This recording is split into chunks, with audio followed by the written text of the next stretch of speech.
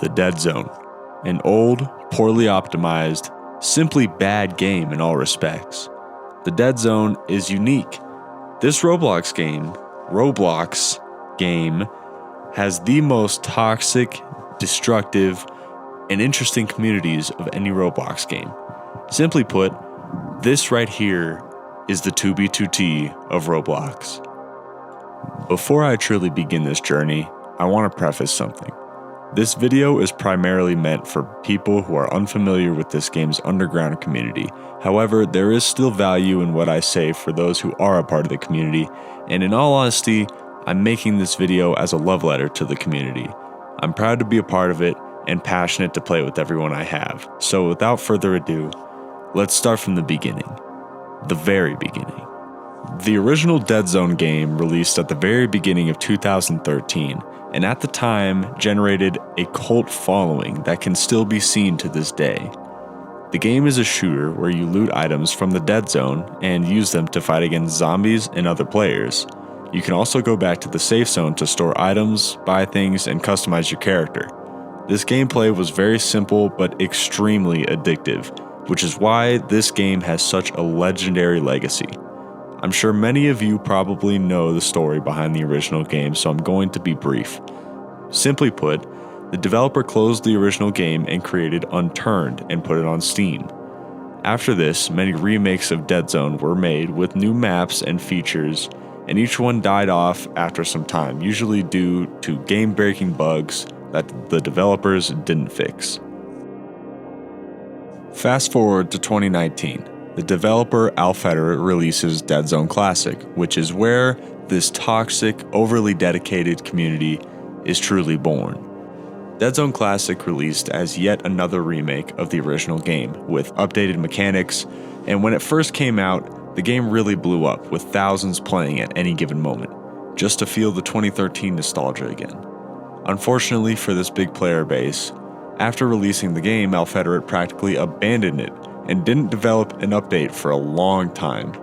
This led to a sharp decline of active players, but in the midst of this decline, some players were grinding, a dedicated, regular player base that began to emerge. Players who discovered game-breaking glitches, players who hacked, players who farmed for literal thousands of player kills, all in the first 2 years of this game's life. People from across the world would come together to team up, kill and harass new players, and of course, compete with each other. Dead Zone's gameplay naturally directs players to play extremely competitively and naturally trash talk. A lot. Players often, even to this day, will do whatever it takes to win over others, including installing shady hacks and even doxing others in some cases. Yes, this poorly optimized Lego game has that dedicated of a community.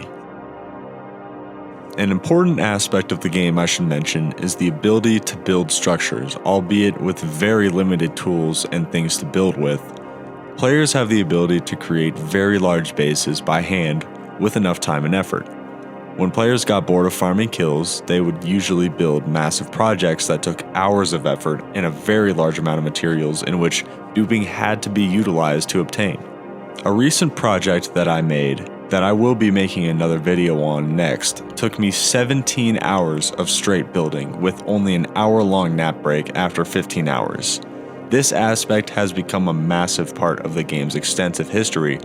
Players have created massive bases together along with other very large projects and signs that would need possibly multiple videos just to cover all the known builds.